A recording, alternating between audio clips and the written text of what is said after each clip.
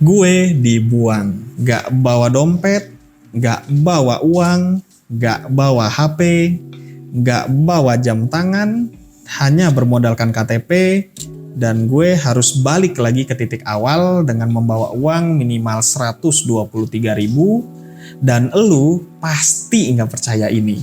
Welcome to the Bankrupt Game. Game ini bersetting di Jakarta, dimulai tanggal 3 Agustus 2024. Para peserta diminta untuk memilih kartu Red Fire atau Blue Ocean. Red Fire itu akan menerima tekanan dari eksternal. Biasanya yang memilih kartu Red Fire itu adalah orang-orang yang berani dengan tantangan. Sedangkan untuk Blue Ocean itu tenang, sebagaimana laut. Tapi hati-hati, laut itu dalam. Nah, Blue Ocean ini menerima tekanan dari internal. Dan biasanya yang pilih kartu ini adalah orang-orang yang introvert. Singkat cerita, gue pilih kartu Red Fire. Keesokan harinya, tanggal 4, game pun dimulai. Para peserta diminta untuk naik ojol yang udah disediakan dan mereka akan dikirim ke tempat-tempat yang random gitu. Nah, gue langsung naik ke ojol yang udah ditentukan. Di situ sepanjang perjalanan gue cerita kalau misalnya gue lagi ikut game dan gue nggak bawa apa-apa selain KTP. Sambil di situ juga gue mapping, gue cari tahu mana nih yang sekiranya berpotensi buat gue nyari uang gitu. Nah, gue udah targetin ada Monas nih, ini rame nih pasti nih, apalagi hari Minggu gitu. Nah, di situ juga gue cari tempat lain, tapi kayaknya gue masih bingung karena gue bukan orang Jakarta sejujurnya, jadi gue nggak tahu harus kemana. Nah, tiba gue di lokasi tujuan, yaitu stasiun Gondang Dia. Nah, gue di drop di sana, dengan PD-nya gue langsung menuju Monas jalan kaki. Gue langsung keluarin KTP gue dari kantong dan gue langsung sugis diri gue bilang, "Oke, Eko Nur Santoso, let's make a new history." Nah, di situ gue langsung jalan dengan PD-nya, gue pasti bakal pulang. Gue pasti bakal pulang dan membawa uang gitu, gimana caranya. Gue jalan kurang lebih 1,9 km sampai dengan Monas. Tapi pas sampai di Monas, gue bingung harus ngapain. Karena gue cuman celingak-celinguk lihat di sana ada orang, di sini ada orang.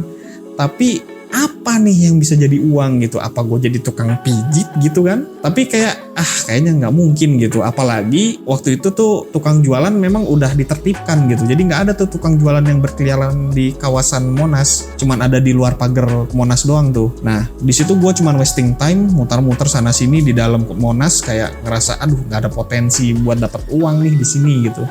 Nah, akhirnya gue mutusin untuk jalan ke Masjid Istiqlal kurang lebih 1,2 km.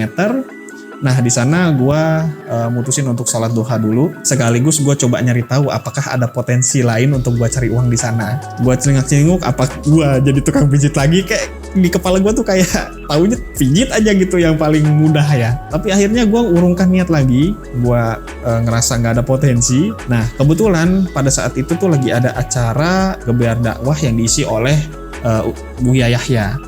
Nah, kebetulan banyak booth sih memang waktu di Masjid Istiqlal itu. Nah, yang salah satu gue lihat itu ada air mineral di salah satu booth di sana. Nah, gue ngerasa ini gue butuh minum nih, nggak mungkin gue begini terus gitu, nggak ada modal apa-apa. Gue samperin, gue minta izin ke bapaknya, "Pak, boleh nggak saya minta air ini 1 botol?" "Iya mas, ini silahkan ambil." Nah, alhamdulillah tuh gue dapet, nah ini bensin gue nih buat nyari uang di Monas gitu. Nah, terus gue balik lagi dari Istiqlal ke Monas 1,2 km. Sampai Monas gue sama lagi gabut, jadi gue muter-muter, aduh apa nih yang bisa jadi uang gitu. Sampai gue berhenti berdiri di samping bapak-bapak tua yang lagi duduk ngemper di pinggiran taman Monas itu. Kurang lebih umurnya kayak sekitar 50-an, gue agak-agak lupa. Di situ gue beranikan diri untuk coba ngomong, "Pak, boleh nggak ya saya ikut duduk di samping bapak?" Kata si bapaknya, "Oh iya mas, silakan." Nah, pas gue duduk, si bapaknya langsung bilang, "Ya gimana mas?" Nah, terus gue langsung buka pembicaraan kan, gue bilangin tentang game ini, kalau gue itu nggak bawa apa-apa, cuman bawa KTP. Gue nanya-nanya di mana ya Pak ya kira-kira bisa dapat uang gitu.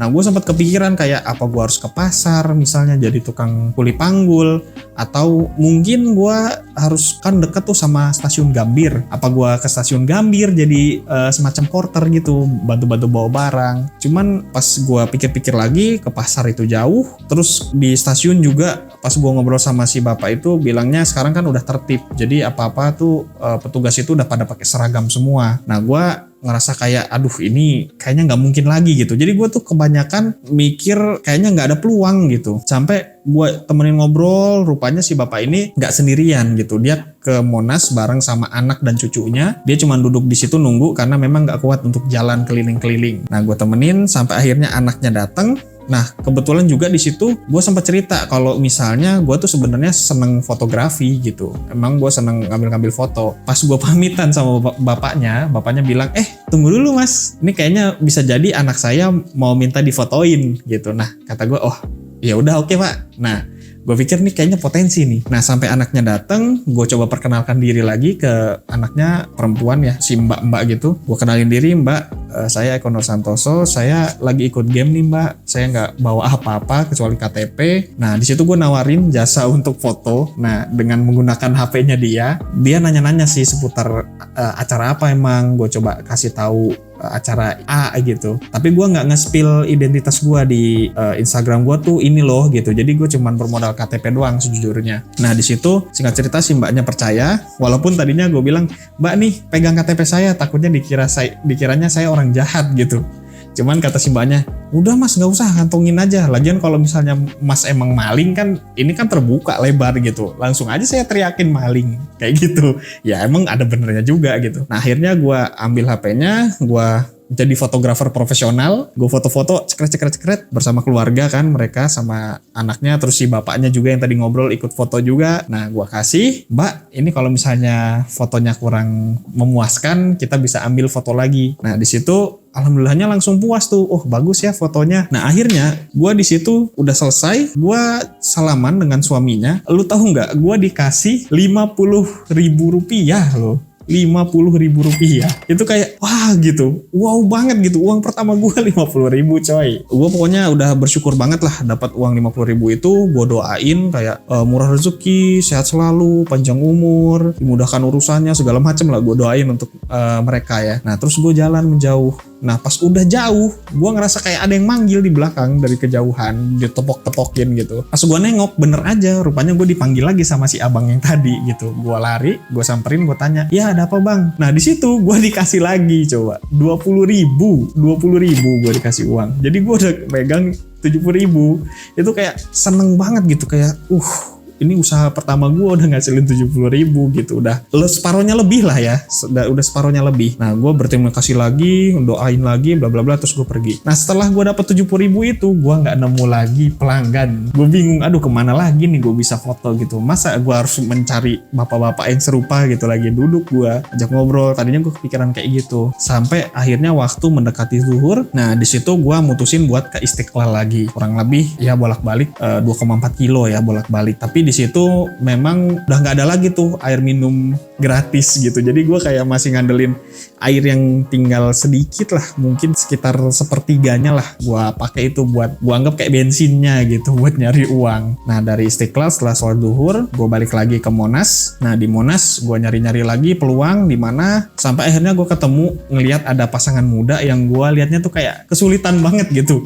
Karena gue lihat ini mereka berdua tuh mau foto, HP-nya itu ditaruh di atas tempat sampah, ditaruh di atas pot bunga gitu. Kata gue, ini kayaknya peluang nih gitu. Langsung aja kan gue beraniin diri untuk samperin, gue perkenalkan diri, gue unjukin KTP gue, terus gue nawarin mau nggak difotoin gitu. Terus ditanya kan perihal biayanya, gue bilang seikhlasnya. Nah tetep tuh si emasnya bilang berapa range-nya. Gue bilang ya udah 20.000, gue bilang gitu kan. Oke, sepakat kan. Udah tuh gue ambil HP-nya, gue bantuin foto, cekret, terus gue kasih. Seperti biasa gue tanyain, kalau misalnya belum oke, kita bisa ngambil foto lagi. Nah rupanya mereka udah oke dengan itu. Nah pas si emasnya buka dompet, mau ngasih ke gue, dia bingung karena uangnya dia gede, cuma 50.000-an pecahannya. Sedangkan di dalam situ tuh udah gak ada lagi orang yang jualan. Nah akhirnya gue kepikiran, oh ya kan gue punya pecahan 20.000 dari yang tadi. Gue tawarin, mas ini saya ada 20.000, gimana? Nah akhirnya si mas-masnya kayak ya udah mas gitu. Nah yang tadinya sepakat 20.000, akhirnya gue dapet 30.000 gitu.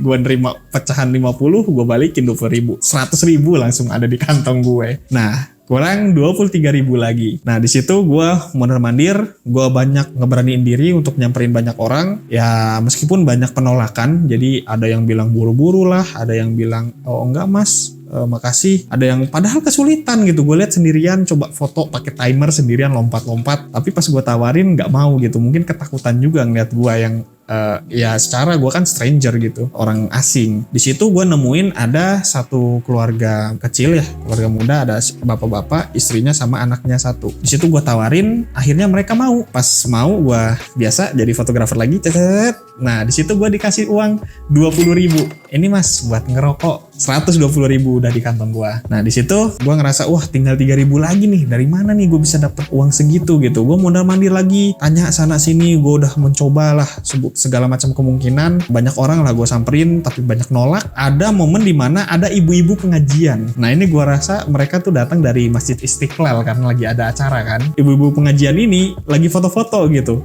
kayak ngambil selfie tapi rame-rame. Aduh ini kesulitan banget ibu-ibu nih. Gue mikir ini kayaknya potensi nih gitu. Akhirnya gue samperin, gue perkenalkan diri, gue tawarin tuh buat fotoin. Cuman karena mereka bergerombol ya, jadi kayak bingung gitu harus gimana. Akhirnya mungkin kurang nyaman juga karena gue berdiri di situ diem dengan muka gue yang berusaha untuk innocent.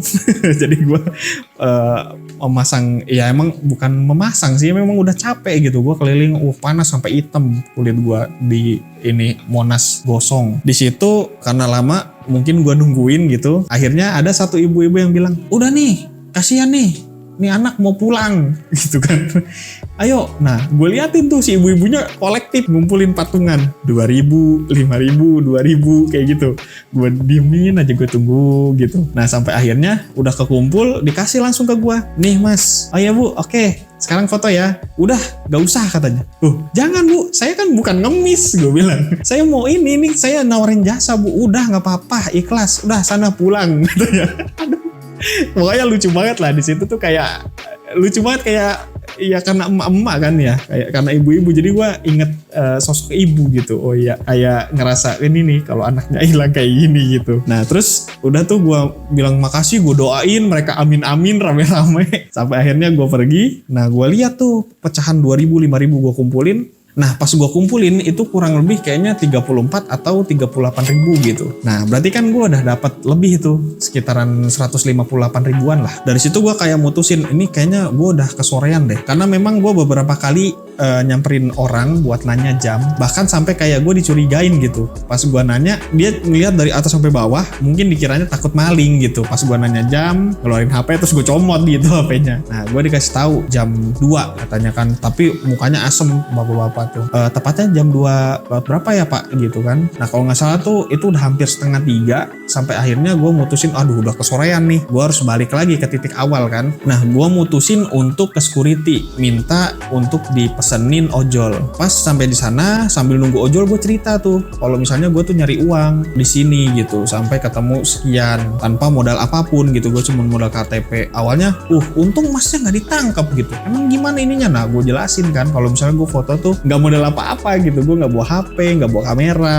Ini pakai HP punya ini nih yang difotoin gitu. Nah pantesan nggak kelihatan bla bla bla. Nah akhirnya gue cairin suasana, gue coba ngobrol sampai gue dapet tuh ojolnya. Nah gue naik ojolnya, terima kasih sama security-nya. Gue cerita lagi tuh sama ojol, mas-mas ojol. Nah dia nggak percaya pas gue ceritain gue nggak bawa apa-apa, gue bisa ngumpulin duit sekian. Nah pas di jalan itu bahkan sampai mas-masnya itu nawarin, kalau gitu udah mas, gratis aja, nggak apa-apa gitu. Gue bilang, jangan mas, saya kan bayar ini, mas kan udah nganterin saya gitu. Akhirnya tetap gue bayar gitu. Kalau nggak salah sih 20 ribuan lah. Jadi gue masih nyimpen sekitar 130-an. Nah itu masih di atas batas minimal. Nah sesampainya di titik awal, gue deposit, dan ya pas pengumuman berlangsung, gue bukan yang tertinggi gitu, bukan yang terbanyak. Jadi gue nggak menang di sana. Tapi overall gue puas banget karena gue udah nulis history yang baru yang gue ceritain ini. Nah ini kayaknya kalau gue pikir-pikir di Monas tuh gue udah tawaf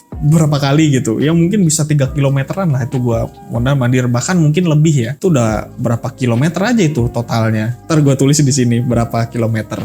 Nah, banyak pelajaran yang gue dapat di sana, diantaranya coba aja dulu. Banyak orang gagal padahal belum coba gitu, belum berani mencoba tapi dia udah nyatakan gagal. Nah, ini juga merupakan upaya untuk keluar dari zona nyaman. Yang kedua itu opportunity atau kesempatan. Dari yang tadi gue coba dulu aja, itu akhirnya gue kan menemukan itu ya, kesempatan tadi gitu.